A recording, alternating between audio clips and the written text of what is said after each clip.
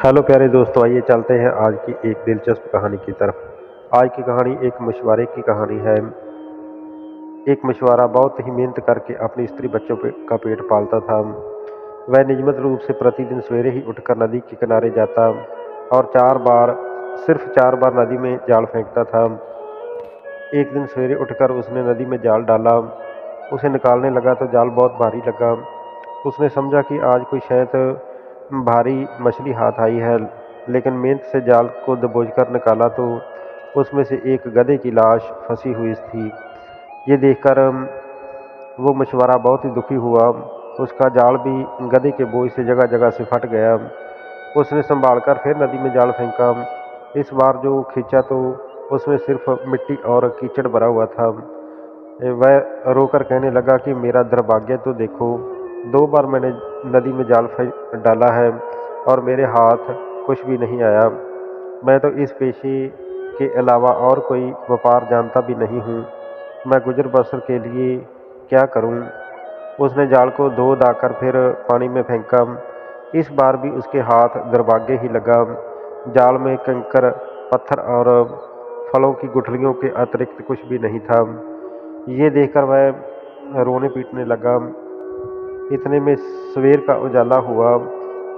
उसने भगवान का ध्यान किया कि हे सर्वशक्तिमान दीनदयाल प्रभु, तुम जानते हो कि मैं हर रोज सिर्फ 4 बार ही नदी में जाल फेंकता हूँ।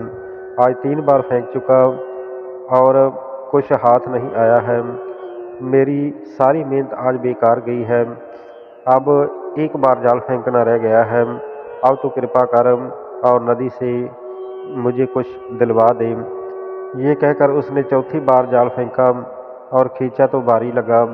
उसने सोचा कि इस बार जरूर ही मछलियां फंसी होंगी। बड़ा जोर लगाकर उसे बाहर निकाल कर देखा तो देखा कि उसमें एक पीतल की गागर है और उसमें कुछ नहीं है।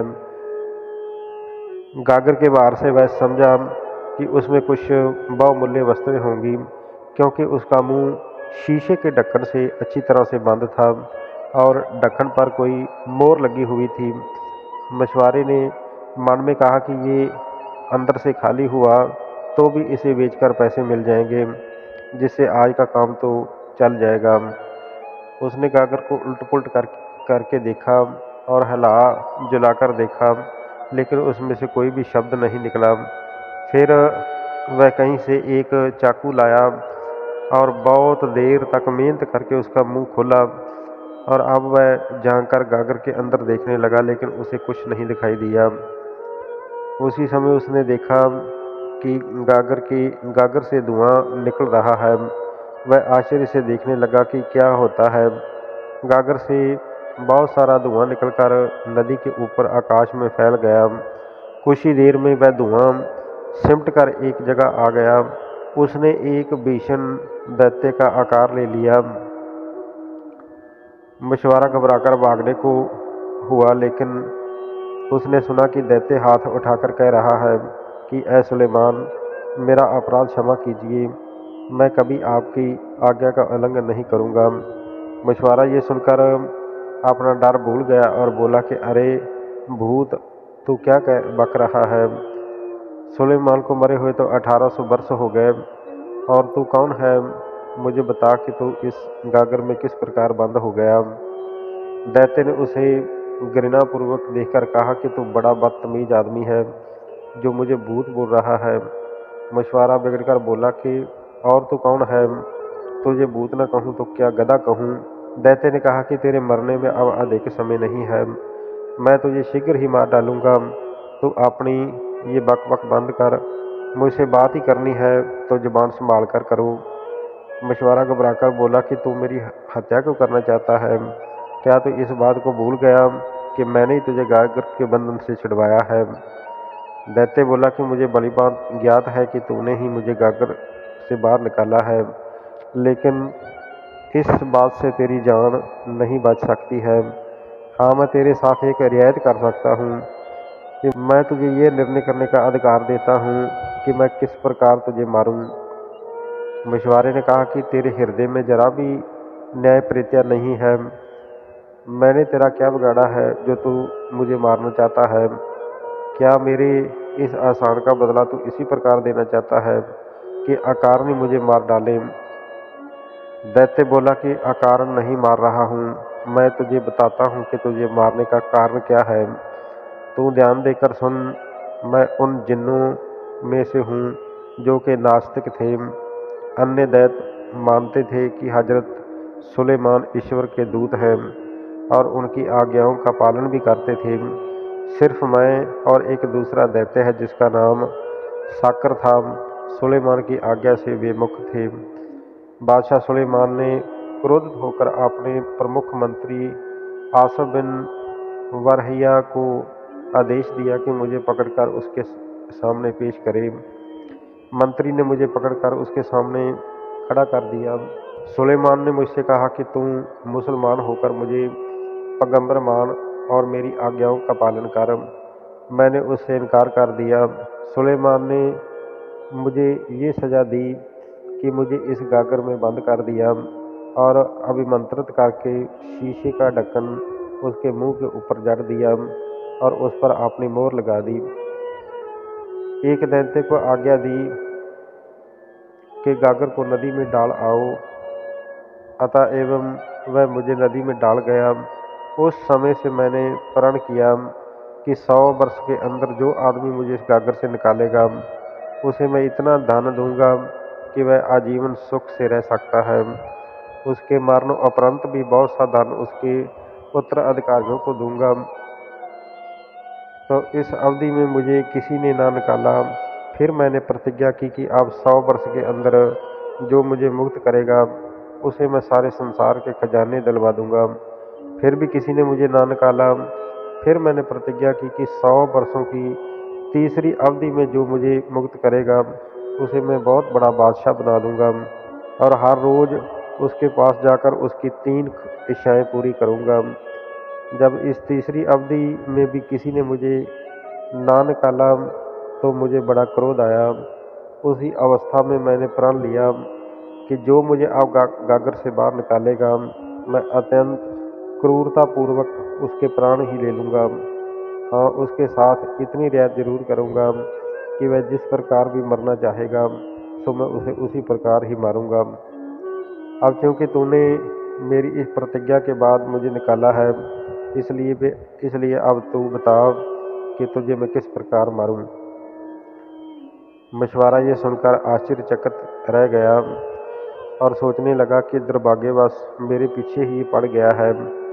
जो मैं भलाई करके इसके बदले मृत्यु दंड पा रहा हूँ। वह गिड़गिड़ाकर दैत्य से बोला कि भाई, तुम अपनी प्रतिज्ञा भूल जाओ, क्योंकि मेरे छोटे छोटे बच्चे हैं और उन पर दया करो। यदि तुम्हारी समझ में मैंने कोई अपराध किया है तो भी मुझे क्षमा करो। क्या तुमने सुना नहीं कि जो दूसरों के अपराध क्षमा करता है ईश्वर उसके अपराध क्षमा कर देता है। दैत्य ने कहा कि ये बातें रहने दो, मैं तुझे मारे बगैर नहीं रहूँगा। तू सिर्फ बता कि किस प्रकार मरना चाहता है। मछुआरा अब बहुत ही भयभीत हुआ क्योंकि उसने देखा कि दैत्य उसे मारने का हठ ठान चुका है। अपने स्त्री पुत्रों को याद करके वह अत्यंत दुखी हुआ। उसने एक बार फिर दैत्य का क्रोध शांत करने का प्रयत्न किया और उसे कहा कि हे दैत्यराज, मैंने तो तुम्हारे साथ इतनी भलाई की है, तुम इसके बदले मुझ पर दया करो। दैत्य बोला कि इसी भलाई करने के कारण तो तेरी जान जा रही है। मछुआरे ने फिर कहा कि कितने आश्चर्य की बात है कि तुम अपने उपकारकर्ता के प्राण लेने पर तुले हुए हो। ये मिसाल मशहूर है कि अगर कोई बुरे के साथ भलाई करता है तो उसका कुपरिणाम ही उठाता है। ये कहावत तुम्हारे ऊपर पूरी तरह लागू होती है। उस दैत्य ने कहा कि तुम चाहे जितने सवाल जवाब करो, चाहे जितनी कहावतें कहो, मैं तो तुम्हारी जान लेने के प्राण से हटता नहीं हूँ। मछुआरे ने अंत में अपनी रक्षा का एक उपाय सोचा। अच्छा, अब मैं समझ गया हूँ कि तुम्हारे हाथ से मेरी जान नहीं बच सकती है। यदि भगवान की इच्छा इसी तरह से है तो मुझे स्वीकार है, लेकिन मैं तुझे उसी पवित्र नाम की जिसे सुलेमान ने अपने मोहर में खुदवाया था, सुगंध देकर कहता हूँ कि जब तक मैं अपने मरने का तरीका सोचकर तय करूं, तुम मेरे एक प्रश्न का उत्तर दो। दैत्य इतनी बड़ी सुगंध से निरुपाय हो गया और कांपने लगा, और उसने कहा कि पूछ, क्या पूछना चाहता है, मैं तेरे प्रश्न का उत्तर दूंगा। मछुआरे ने कहा कि मुझे तेरी किसी बात पर विश्वास नहीं होता। तो इतना विशाल काय प्राणी है, इतनी छोटी सी गागर में कैसे समा गया? तू झूठ बोल रहा है। दैत्य बोला कि जिस पवित्र नाम की सुगंध तूने मुझे दिलाई है, मैं उसकी साक्षी देकर कहता हूँ कि मैं इसी गागर में था। मछुआरे ने कहा कि मुझे अब भी विश्वास नहीं है कि तू सचमुच इस गागर में था। इस गागर में तो तेरा एक पाँव भी नहीं आ सकता। तो पूरे का पूरा किस प्रकार से गागर में समा गया? दैत्य ने कहा कि विश्वास नहीं आता। मछुआरा बोला, तेरे कसम खाने से क्या होता है?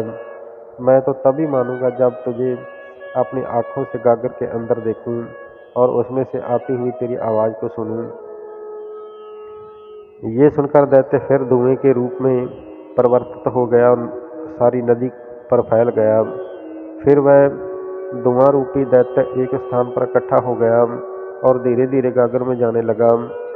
जब बाहर धुएं का नामो निशान भी न रह गया, गागर के अंदर से दैत्य की आवाज़ आई कि अब तो तुझे मालूम हुआ कि मैं झूठ नहीं कहता था, इसी गागर में बंद था। मछुआरे ने इस बात का उत्तर न दिया और उसने गागर का ढक्कन, जिस पर सुलेमान की मोहर खुदी हुई थी, गागर के मुंह पर रख दिया और उसे मजबूती से बंद कर दिया। फिर वह बोला कि ओ दैत्य, अब तेरी बारी है कि तू गिड़गिड़ाकर मुझसे अपना अपराध क्षमा करने को कहे, या फिर मुझे ये बता कि तू स्वयं मेरे हाथ से किस प्रकार मरना चाहता है। नहीं, मेरे लिए तो यही उचित होगा कि मैं तुझे फिर इसी नदी में डाल दूं और नदी के तट पर घर बनाकर रहूं। जो भी मछुआरा यहाँ जाल डालने के लिए आए, उसे मैं चेतावनी दूंगा कि यहाँ एक गागर में एक महाभयंकर दैत्य बंद है, उसे कभी बाहर मत निकालना, क्योंकि उसने प्रण किया है कि जो भी उसे बाहर निकालेगा उसके हाथ से मारा जाएगा। ये सुनकर दैत्य बहुत घबराया। उसने बहुत हाथ पांव मारे गागर से निकलने के लिए, किंतु ये बात बड़ी असंभव थी, क्योंकि गागर के मुंह पर सुलेमान की मोहर लगा हुआ ढक्कन लगा हुआ था। उस मोहर के कारण ये विवश हो गया। उसे क्रोध तो बहुत आया, किंतु उसने क्रोध पर नियंत्रण किया और अननपूर्वक बोला कि मछुआरे भाई, तुम कहीं मुझे फिर नदी में मत डाल देना। तुम क्या मेरी बात को सच समझ बैठे हो? मैं तो केवल प्रयास स्वरूप ही तुम्हारे मारने की बात कर रहा था। खेद है कि तुमने मेरी इस बात को सच समझ लिया। अब मुझे यहाँ से निकालो। मछुआरे ने हंसकर कहा कि क्यों भाई, जब तुम गागर से बाहर थे तब तो आपने को बड़ा शक्तिशाली दैत्य राज समझ रहे थे और बहुत अकड़ते थे। अब क्या हुआ कि गागर के अंदर जाते ही आपने को बड़ा बड़ा दीनहीन समझने लगे हो। मैं तो अब तुम्हें नदी में जरूर ही डालूंगा और प्रलय काल तक तुम इसी गागर में बंद रहोगे। दैत्य ने कहा कि भगवान के लिए मुझे नदी में वापस फेंकने का इरादा छोड़ दो। इस प्रकार दैत्य ने बड़ी दीनता से छुटकारे की भीख मांगी, बहुत ज़्यादा मिन्नतें करने लगा, लेकिन मछुआरा टस से मस न हुआ। फिर दैत्य बोला कि यदि तुम मुझे इस बार छोड़ दोगे तो मैं तुम्हारे साथ बड़ा ही परोपकार करूंगा। मछुआरा बोला कि तू महाधूर्त है, मैं तेरी बात पर कैसे विश्वास करूं? अगर मैंने तुझे छोड़ दिया तो फिर मुझे मारने पर उमड़ आएगा, तो इस उपकार का भी मुझे ऐसा ही कुफल देगा जैसा कि गरीफ नामी बादशाह ने हकीम दुब्बा के साथ किया था। दैत्य के ये पूछने पर कि ये हकीम दुब्बा कौन था, तो मछुआरे ने उसकी कहानी कहनी शुरू कर दी। तो प्यारे दोस्तों, ये थी आज की एक दिलचस्प कहानी। कल को मैं हकीम दुब्बा की कहानी लेकर आपके लिए हाजिर होता हूँ। अगर आज की ये कहानी आपको अच्छी लगी हो तो कृपया मेरे चैनल को लाइक शेयर और सब्सक्राइब जरूर कर देना। आप सभी का धन्यवाद।